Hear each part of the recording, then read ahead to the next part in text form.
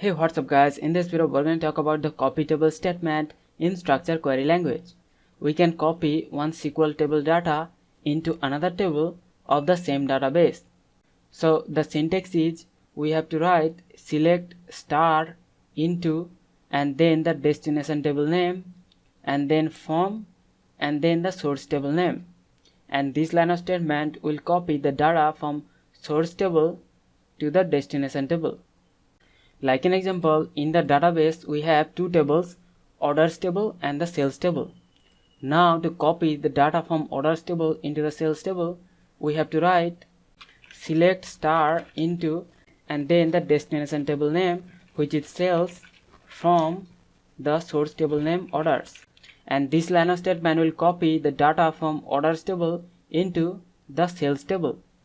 And also we can use some condition with the where keyword, and the condition will allow us to copy only some selected element from the source table into the destination table.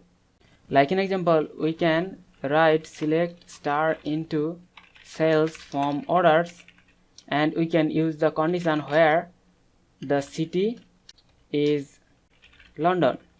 So this line of statement will only copy the data from orders table into the sales table where the city is London.